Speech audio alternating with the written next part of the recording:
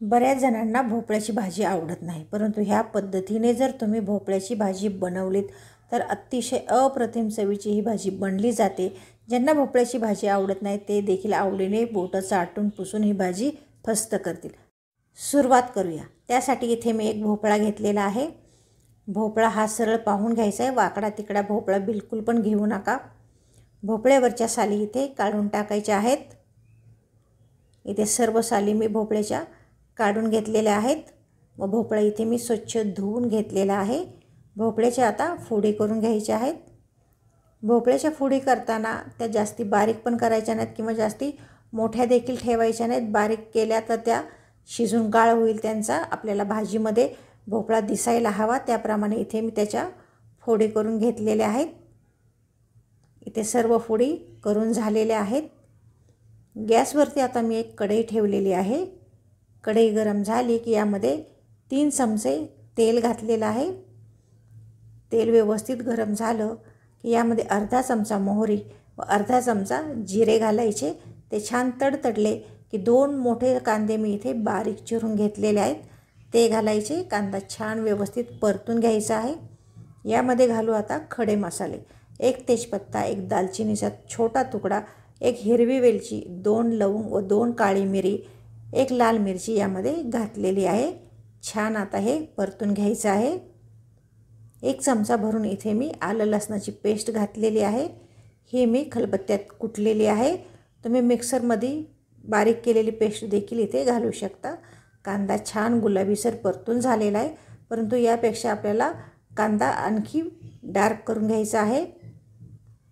कांदा इथे छान डार्क असा झालेला आहे। यामध्ये घालू आता इथे 2 मीडियम साईजचे टोमॅटो बारीक चिरून घेतलेले आहेत ते घालायचे आहेत। टोमॅटो छान परतून घ्यायचा आहे। टोमॅटो व कांदा एकजीव झाला पाहिजे। यामध्ये आता मी पाणी घालणार आहे।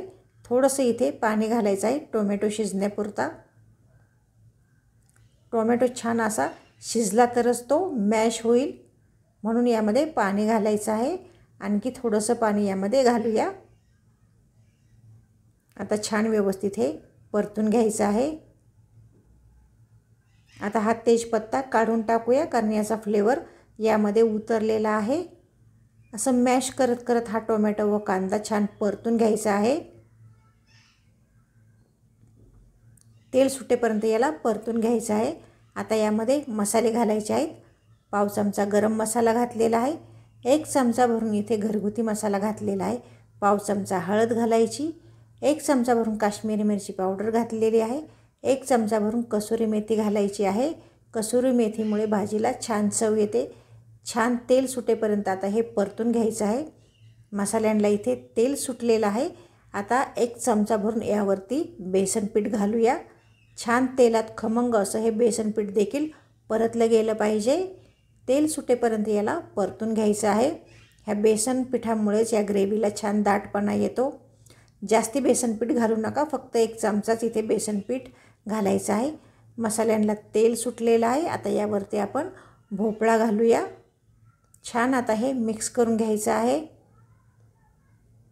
ही भाजी तुम्ही नक्की एकदा करून पहा। अतिशय चविष्ट अशी ही भाजी बनली जाते। चवीनुसार यामध्ये मीठ घालायचं। छान व्यवस्थित मिक्स करून घ्यायचं आहे। यामध्ये आता पाणी घालायचं आहे। जितकी ग्रेव्ही तुम्हाला हवी त्याप्रमाणे यामध्ये पाणी घालायचं आहे, परंतु ह्या भाजीला नक्की ग्रेव्ही ठेवा, कारण सर्व चव ह्या ग्रेव्हीचीच आहे आणि या ग्रेव्हीमुळेच ह्या भोपळ्याला चव येते। अतिशय चविष्ट अशी ते भाजी तयार होते। तुम्ही नक्कीच एकदा ट्राय करून पाहू शकता। आणखी थोडंसं पाणी मी यामध्ये घातलेलं आहे, कारण भाजी शिजली की आणखी ही ग्रेव्ही कमी होणार आहे। याच्यावरती झाकण ठेवायचं आहे भोपळा शिजेपर्यंत। आता इथे भाजी ही शिजलेली आहे। बारीक चिरलेली कोथिंबीर यावरती घालायची आहे। भाकरीसोबत किंवा चपातीसोबत अतिशय रुचकर ही भाजी लागते। तुम्ही नक्कीच ही बनवून बघा। भोपळा इथे आपला व्यवस्थित असा शिजला गेलेला आहे। छान भाजी इथे तयार झालेली आहे। व्हिडिओ आवडला तुम्हाला तर नक्की लाईक करा, चॅनेल सबस्क्राईब करा। पुन्हा भेटूच, तोपर्यंत धन्यवाद.